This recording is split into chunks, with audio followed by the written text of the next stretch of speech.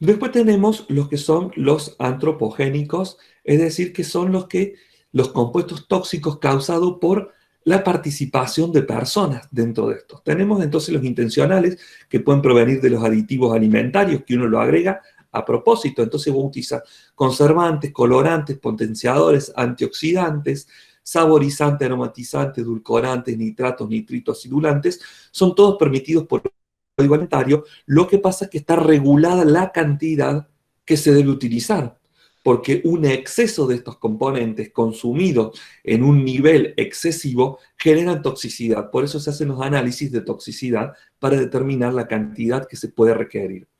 Después tenemos, esos son intencionales porque uno busca agregarlos en los alimentos para que ejerza una función, son aditivos. Pero siempre tiene que estar regulado su contenido, su cantidad en el alimento, asegurando que esa cantidad que la persona va a consumir en los alimentos no excedan los límites de su seguridad.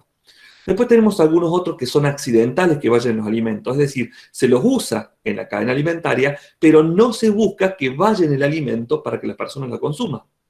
Y algunos otros se generan de manera accidental, no buscado agregarse en la cadena alimentaria, sino que por un accidente. Por ejemplo, ¿cómo?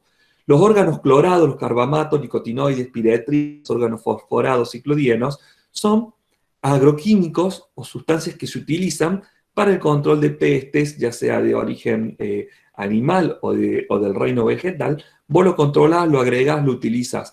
Pero si van en los alimentos, ahí es donde ocurre el accidente. Por otro lado, tenés algún otro tipo de componente como los metales pesados, que uno puede ser el causante de eso, pero no utiliza metales pesados en el alimento como un producto, sino que en alguna etapa de su proceso industrial, a lo mejor tiene o necesita un metal pesado que termina generando una contaminación accidental, plomo, mercurio, cadmio, arsénico. Pero en definitiva, en realidad, eso están disminuyendo porque con las normativas de aplicación de inocuidad hace que vos elimines todo tipo de metal pesado dentro de tus instalaciones. Es más, ya no está permitido. Antes se utilizaban aleaciones que tenían cadmio, soldadura en las latas que tenían plomo, todo eso no se utiliza. Entonces, de esa manera, no hay riesgo de que haya un accidente porque se excede en la cantidad que va en el alimento. Después tenemos otro accidental que nosotros no buscamos, pero puede aparecer, que es la contaminación de los alimentos en la etapa de producción por medio de la salmonela, del Clostridium, de Escherichia coli, de estafilococos. Entonces eso genera una contaminación, pero son accidentales porque uno no busca que se encuentren dentro de los alimentos. Por otro lado, también tenemos la aparición de compuestos tóxicos de tipo antropogénicos cuando procesamos los alimentos. Cuando nosotros hacemos unas reacciones de Maillard y le damos una cocción muy intensa y se nos pasa, generan compuestos tóxicos, también genera hidrocarburos policíclicos aromáticos, que eso es cuando uno a lo mejor consume un alimento como una tostada muy oscura, muy quemada, o cuando se te quema la carne. Entonces todas estas costras oscuras que aparecen tienen gran cantidad de componentes tóxicos de reacción de Maillard y de hidrocarburos policíclicos aromáticos generados por un proceso de cocción excesivo que termina generando una quema de las sustancias naturales que tienen en el alimento. También hay modificación de aminoácidos, que después cuando esos aminoácidos se encuentran modificados y vos lo incorporás como parte de la producción de tus proteínas, esa proteína no ejerce su función adecuada. Tenés formación de aminos biógenas, nitrosaminas, generación de grasas trans, cuando vos estás elaborando algún producto y empezás a saturarlo para que ese aceite vegetal, para que se transforme en un aceite vegetal sólido, y ahí la definición del Código Alimentario que define las grasas como sólidas a temperatura ambiente y los sólidos y los aceites como líquido. En realidad está un poco anticuado porque en realidad todo se contempla como si fuera aceite, perdón, un lípido, todo se contempla como si fueran grasas o lípidos en estado sólido o en estado líquido. Eso es generalmente a nivel mundial. Acá en Argentina se utiliza la aplicación de grasas cuando está sólido y de aceite cuando se encuentra líquido. Pero entonces vos podés tener a lo mejor un aceite de coco que a 12 grados se comporta como una grasa y a 20 grados se comporta como un aceite. Entonces, ahí viene esa diferencia de la clasificación un tanto obsoleta de separar grasa como sólido y el aceite como líquidos.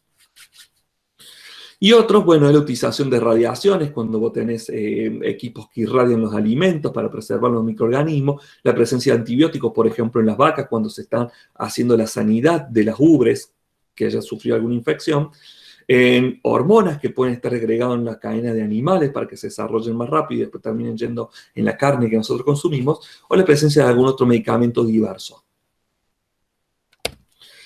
Los entes reguladores tenemos locales y regionales con normativas municipales y provinciales, nacionales como el ADMAT a través del Código Alimentario, el Código Federal de Regulación de Estados Unidos, todo eso para poder generar un control dentro de lo que se utiliza a nivel nacional.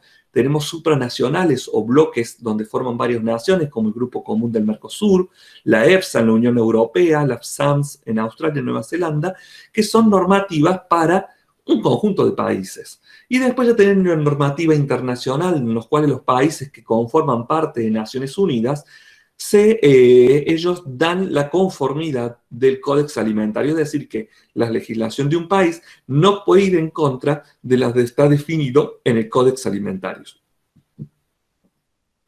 Estas legislaciones generalmente, estos reguladores, hablan de lo que son los análisis de riesgo que pueden llegar a obtener estos alimentos, donde tenemos que identificar el peligro, caracterizarlo, evaluarlo a la exposición, y entonces ahí ves si ese peligro se ha transformado en un riesgo o no, analizando la probabilidad de que ocurra junto con la severidad que llega a tener si ocurre realmente. Entonces, si la probabilidad es muy baja, no se transforma en riesgo y es un peligro identificado. Ahora, si ese peligro tiene una probabilidad de que ocurra, ahí ya tenés un riesgo. Caracterización del riesgo en la toxicidad, es decir, la capacidad de una sustancia química de causar efecto adverso o perjudicial en un organismo vivo o en una parte de él y el grado en que esa sustancia es tóxica. Entonces ahí estamos viendo la caracterización del potencial riesgo que tiene este peligro identificado. ¿De qué va a depender de que sea más o menos riesgoso o más o menos dañino en el organismo? Va a depender de la estructura química que tenga esa molécula, cómo es la carga, la polaridad, la reactividad que tenga esa molécula, es decir, la característica físico-química de la molécula. Después va a tener la vía de administración, si uno se contagió por la piel, por la ingestión, por inhalar o por un tipo de inoculación, inyección, un corte que uno se haya dado y le puede ingresar el microorganismo. El tiempo de exposición, es decir, cuánto tiempo vos estuviste expuesto a este agente tóxico. El número de exposiciones, es decir, cuántas veces, con qué frecuencia ha sido expuesto. Es decir, no tan solo el tiempo, es decir, la cantidad de horas expuestas, sino la cantidad de veces que ha sido expuesto en una determinada cantidad de tiempo.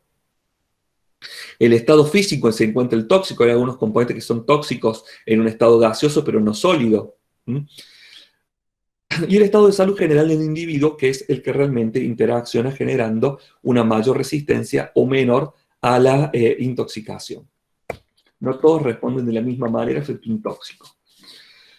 Acá nosotros debemos ver, en base a estos tiempos de exposición y a la cantidad y a la persona que estuvo relacionada, esto que se denomina relación dosis-respuestas, que es la forma en cómo se evalúa la toxicidad que tiene un componente.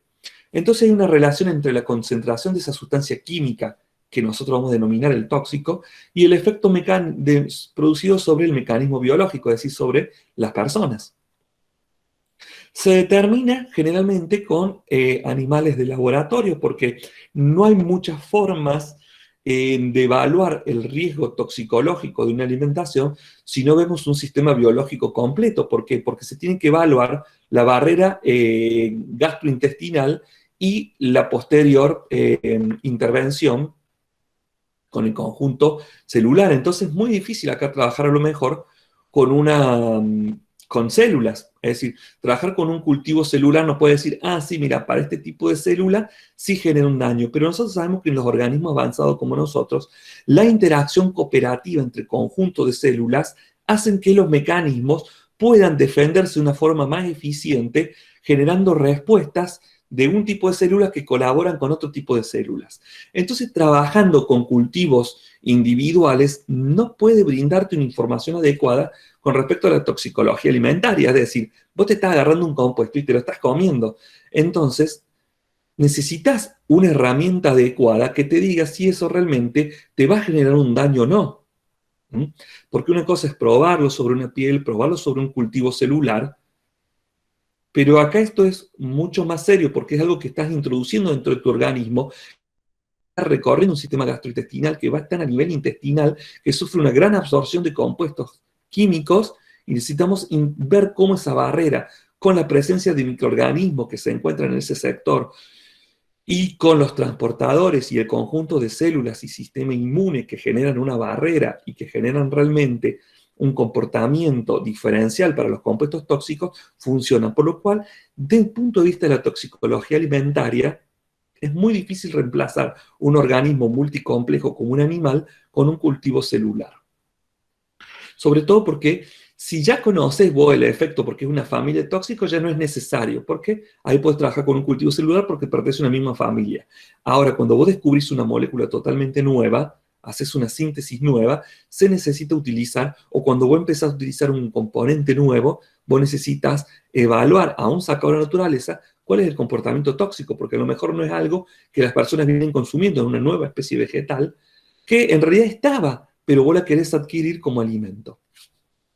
Por eso se trabaja con lo que se denomina la dosis letal 50, DL50, que es una dosis expresada en miligramos de tóxico por kilogramo de peso del ejemplar que administren una vez por vía oral a un grupo de animales y produce la muerte del 50% en un periodo de 14 días tras el tratamiento. Es decir, se inyectan distintas dosis y se evalúa a los 14 días cuál es la dosis que causó una muerte de un 50% de ese conjunto de animales que se está estudiando. Entonces, esa es la dosis letal 50, que es la dosis que nunca debe superarse, pero en realidad nosotros trabajamos con una dosis mucho más chica, que generalmente se aplica un factor de división de 100, es decir, esa dosis letal 50 se la divide en 100 y eso se lo considera el valor de ingesta máxima por día. O sea, tenemos un factor de seguridad de 100 veces menor que la dosis letal 50.